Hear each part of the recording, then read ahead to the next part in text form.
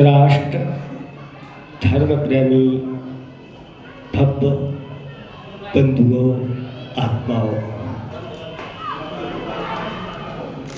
आज जिस विषय को लेकर के आप लोग यहाँ पर बैठे हैं, यहाँ बैठने का भाव आप लोगों का हुआ है, ये आपकी राष्ट्र के प्रति भक्ति ही दिखाई दे रही है। और इसका मुख्य विषय क्या है, तो आचार्य भगवंत कहते हैं कि हमारी मातृभाषा।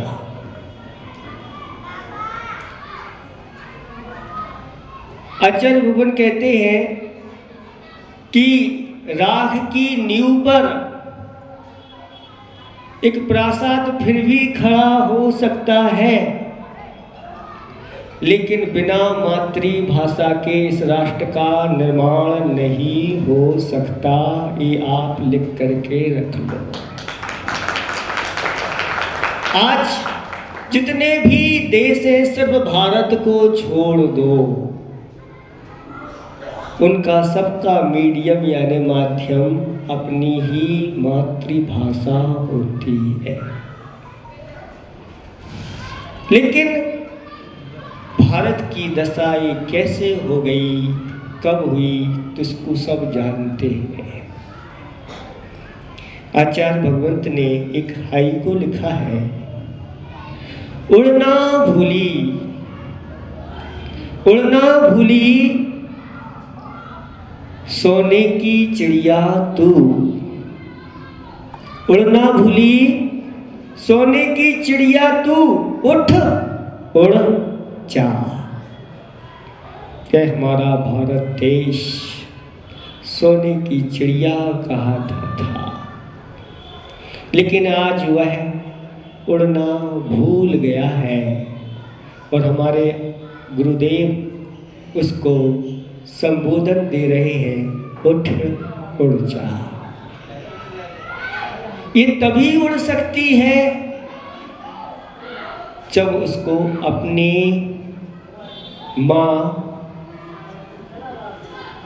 मातृभाषा, मातृभूमि, महात्मा और परमात्मा के प्रति आदर, सम्मान और समर्पण जिस दिन भारत का पूर्ण रूप से हो जाएगा, उस दिन यह भारत सभी देशों का शिरोमणि कहलाएगा।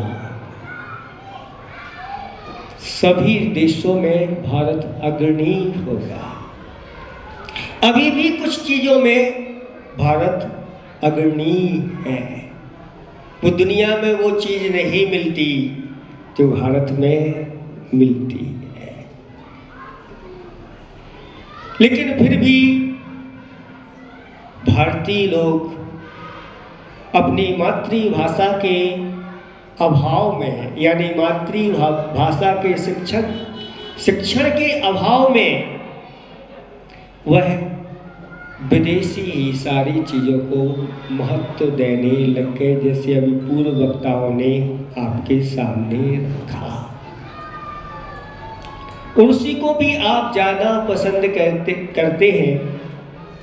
Made in Japan, made in China, made in अनेक प्रकार के, और उसकी ओर आप आकर्षित हो जाते हैं।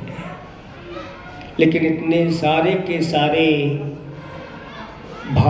भारत के अलावा जितने भी देश हैं, वो मिलकर के वो चीज़ नहीं बना सकते जो हमारा भारत बनाता है।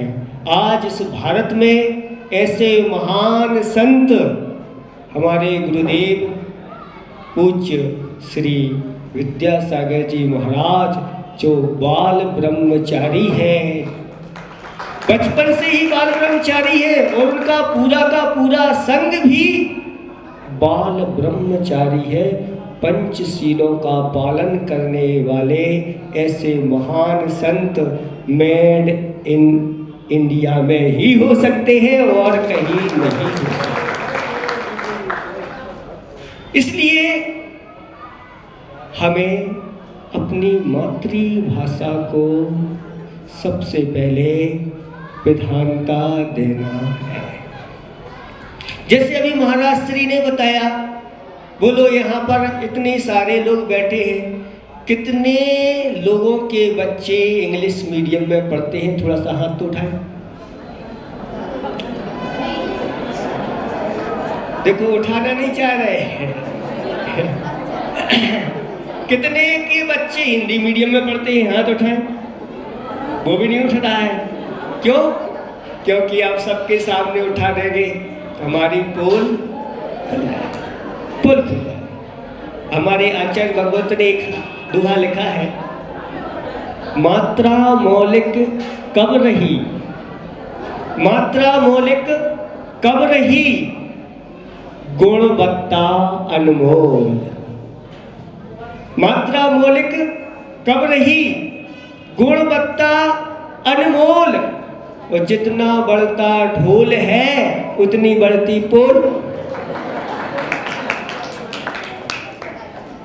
जितना ढोल बढ़ता चला जाता है उतनी पोल भी बढ़ती चली जाती है। और आपकी दशा भी यही हो रही है।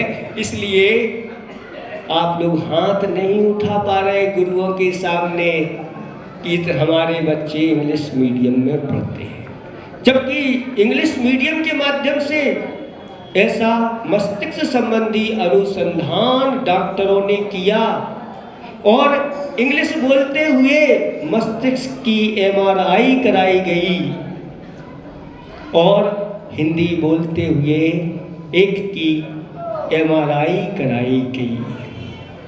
और रिपोर्ट में आया कि जो इंग्लिश मीडियम का बच्चा है, इंग्लिश बोलने वाला है, जिसने शुरुआत से ही इंग्लिश सीखी है, उसका सिर्फ आधा मस्तिष्क ही सक्रिय है, आधी कोशिकाएं इसकी सक्रिय हैं। पूरी मस्तिष्क की कोशिकाएं सक्रिय नहीं हो पाती। लेकिन एक हिंदी बोलने वाला, संस्कृत बोलने वाला जो होता है, उसका पूरा का पूरा मस्तिष्क सक्रिय होता है। अब जिसका आधा मस्तिष्क सक्रिय है, आधा, इंग्लिश में क्या बोलते हैं उसको? मस्तिष्क को क्या बोलते हैं? माइंड। और अगर आधा तो क्या बोलते हैं? हार्ट। तो बताओ कितने लोग हैं यहाँ पर जो अपने बच्चों को हाफ। आप लोग हंस रहे हैं, हंसने से काम नहीं चलेगा। हम तो ये मानते हैं कि जो ऐसा कर रहे हैं वो भी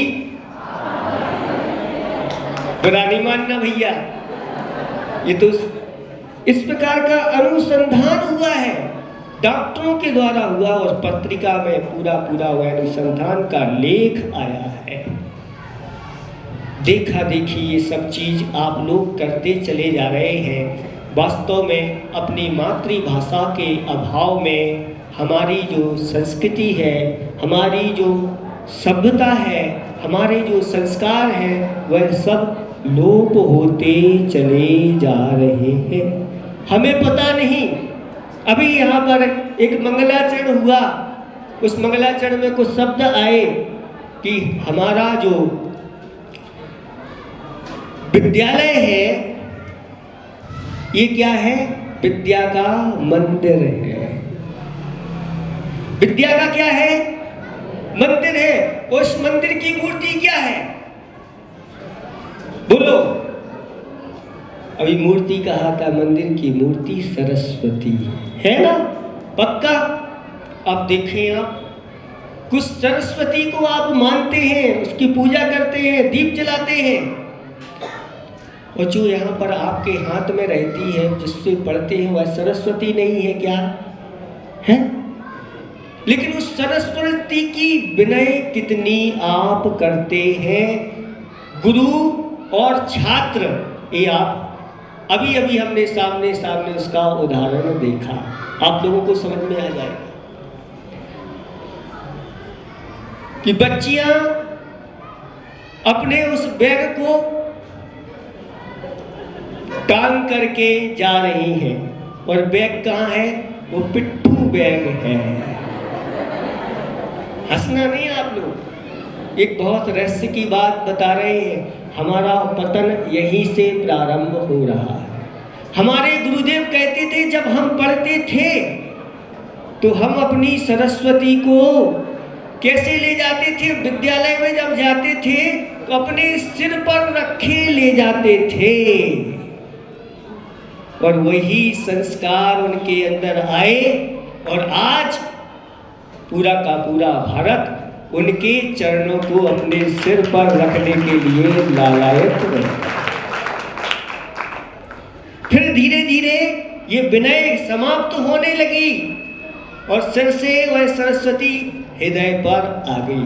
जब हम लोग पढ़ते थे तो ऐसे करके सरस्वती को हृदय से लगा करके जाते थे, और उसी सरस्वती की कृपा हुई कि आज हम यहाँ पर बैठ गए। पूज्य हमें उसने जन्म दिया। लेकिन फिर धीरे धीरे वह सरस्वती मस्तिष्क से हृदय पर आई, और हृदय के बाद अब वह बोझ बन गई। लोग पीठ पर, बच्चे लोग हैं उसको पीठ पर लाद करके ले जा रहे हैं। अब इसको लादना पड़ रहा है। वो पीठ पर आई तो ऐसे लोग जो है वह उनकी सोच किस प्रकार की होगी आप समझ सकते हैं। लेकिन अब तो इतनी अति हो गई कि पीठ पर से वह नीचे पृष्ठ भाग पर पिट्ठू बैग के रूप में लटकती हुई वह सरस्वती जा रही है। बताओ भारत की स्थिति क्या होगी? बताओ शिक्षकों, क्या ये अच्छा है?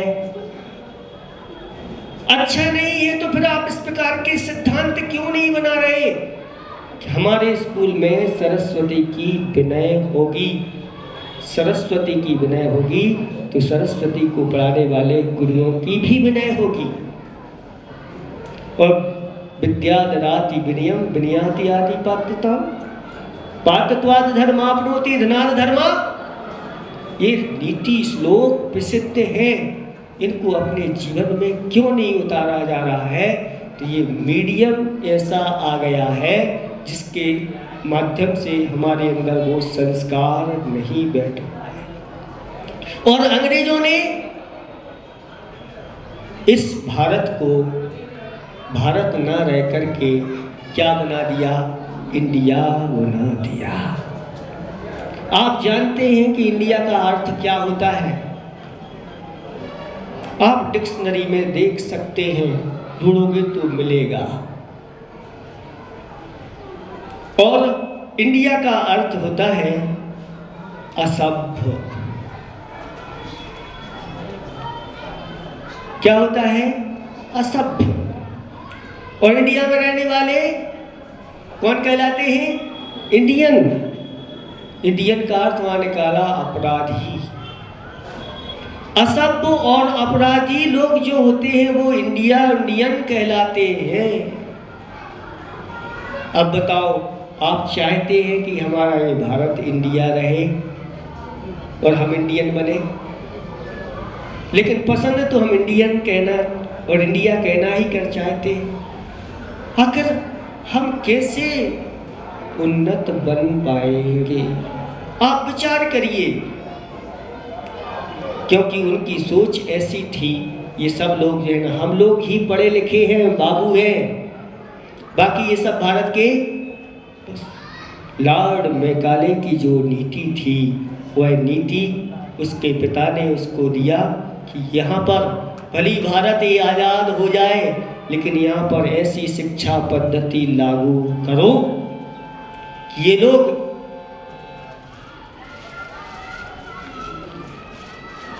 जो इंडिया है या अंग्रेजी है, अंग्रेजी के माध्यम से यह भली आज़ाद हो जाए, लेकिन अंग्रेजियत इनके जीवन में उतर आए, उसके एक गुलाम बन जाए।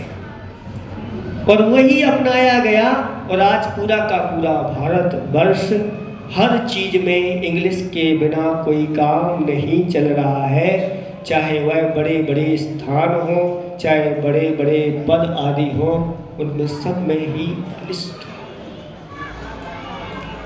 अपनी मातृभाषा को छोड़ करके आज राष्ट्र की कौन सी भाषा है आपकी, पूछना चाहते तो अभी राष्ट्र की कोई भाषा निर्धारित नहीं की गई है।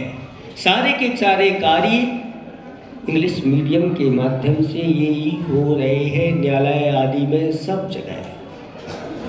जब न्याय की बात होती है और जो वादी प्रतिवादी रहते हैं, वकील साहब उनसे सब हिंदी में ही तो पूछते हैं, और जब न्याय आदि का दिया जाता है रिजल्ट तो इंग्लिश में लिख करके पूरा दिया जाता है। सामने वाला तो पढ़ा लिखा है नहीं, पूछता है क्या हुआ,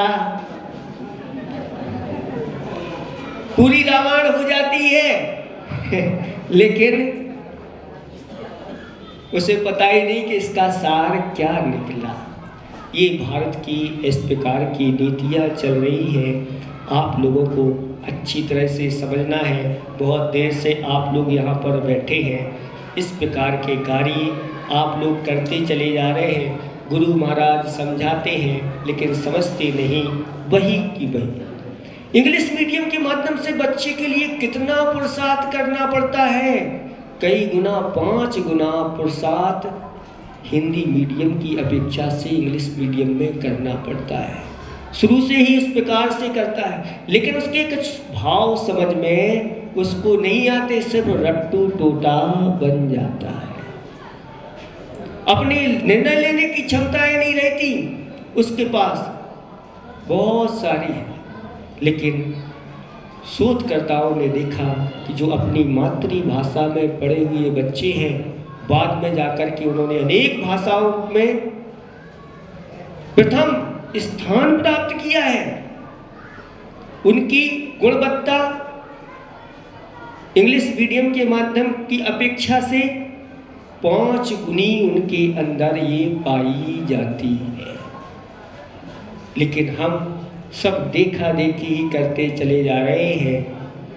अच्छा, इसी ने खाई को लिखा है, पीछे तो देखो पिछलग्गू ना बनो, पीछे रहोगे।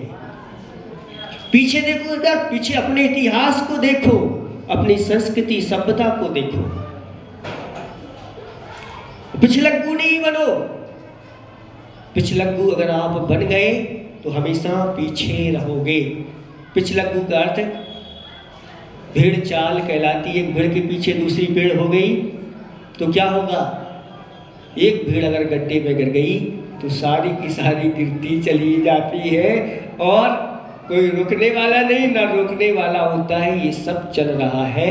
आज आप देख रहे हैं इस पढ़ाई का इतिहास क्या बन रहा है और किसके लिए आए थे और क्या कर रहे थे।